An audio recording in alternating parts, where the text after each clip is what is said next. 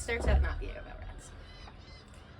The last day that the field was a field, I watched a deer grazing along its back edge, her nutmeg-colored head tucked into the prickly grass. This shifts closer to the bounds of credulity when I tell you that the field, visible down a rocky ledge behind my house, is very much in the city, bathed by the endless grumble of buses, the clang and grind of trash trucks, softly lit at night by gas station glow, but I swear it's true. I didn't know at the time that it was the field's last day, although I knew the last day was coming soon, so I watched the deer for a long while. The field had been marked with surveyor's flags. Property abutters had received an alarming certified letter, and a zoning meeting had confirmed the unpleasant news. Storage units, which meant pavement and 24-hour-a-day lights, and other things that don't draw large mammals like pilgrims to pause in their secretive urban meanderings. I noticed the deer because she was big, and because I like noticing, and because I was always scanning the field for new surprises. A sudden wash of yellow when a patch of wild mustard bloomed en masse, or an enormous pile of sodden mattresses that materialized during the night, or a tom turkey spreading his stuff for a rafter of hens who continued their disaffected pecking of the glass-speckled earth.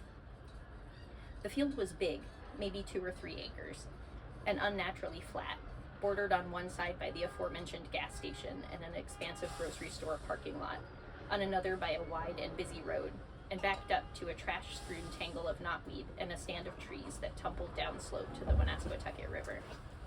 The setting here is southern New England, which means that the river is a post-industrial river, mucked up with the sediment of textile manufacturing alongside the expected grocery carts, bent bicycle frames, and sodden plastic bags.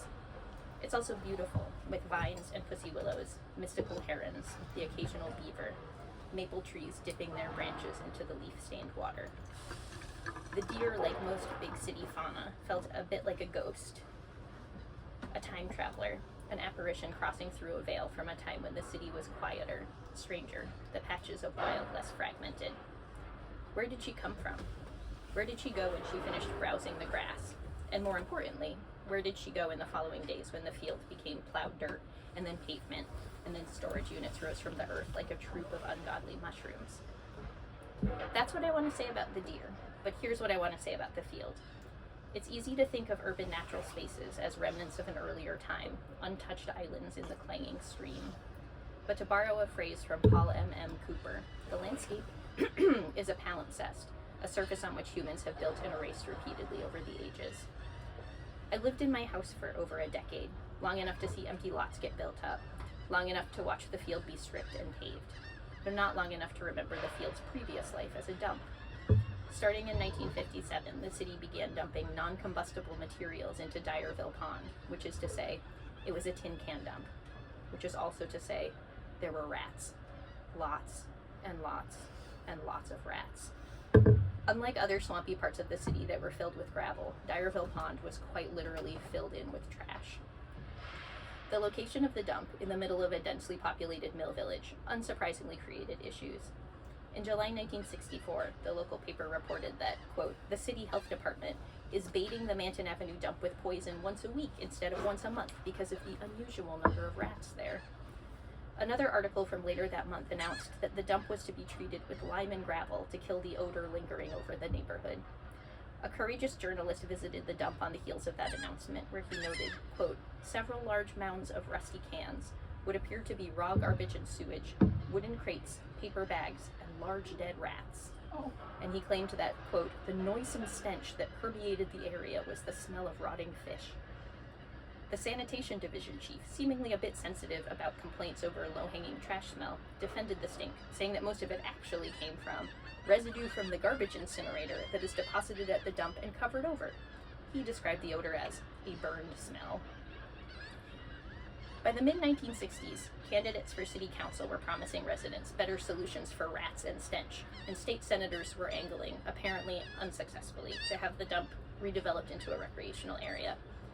Early 1965 brought purported improvements, such as covering the trash with sand, only dumping at the back of the dump in the summer, near the river instead of the houses, and a process that sounds to me an awful lot like oiling the dump in order to keep trash dust from billowing around the neighborhood. These measures must have worked at least somewhat, because later in 1965, the local city councilman planned a carnival to benefit emotionally disturbed children at the dump site, which plan was promptly shut down for reasons that seemed more to do with permitting than with issues of holding a carnival on top of a dump.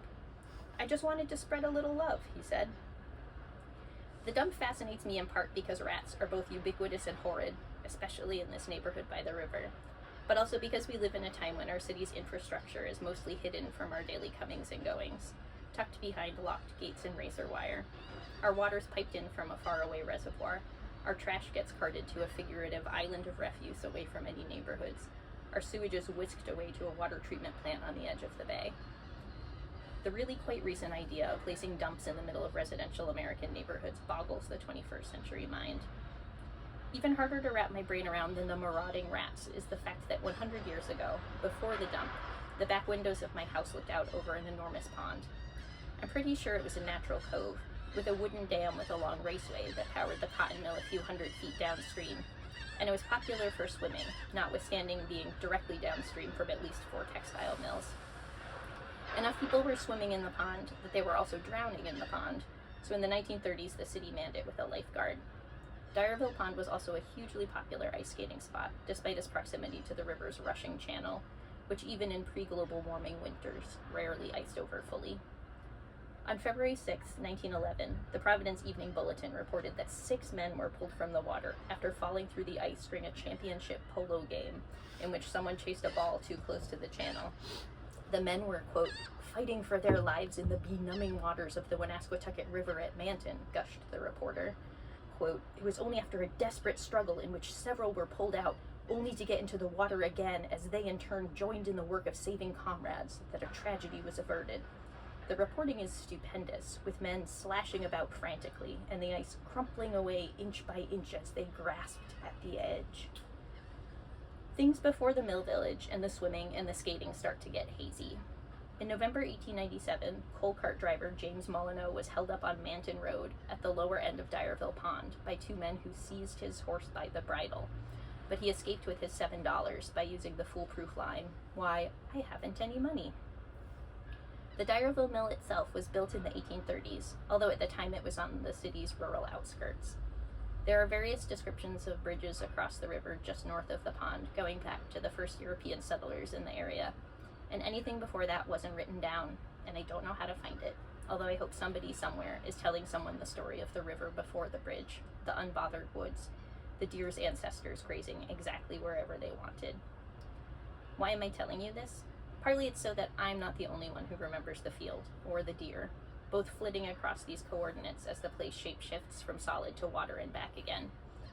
Partly it's to shift my view, not the one from my window, which is in constant flux, but the true long view, the one that can too easily slide into thinking that everything humans build is immutable, the part that grieves the spiky grass, the flat expanse of snow, or even the long-lost pond. It's to look together into the transmutable future, and to remember that grass always finds a way, and that creatures, including us, will continue to feel the pull towards any speck of green and softness, the rightness of that landing place, no matter how many parking lots or boisterous rats lie beneath it.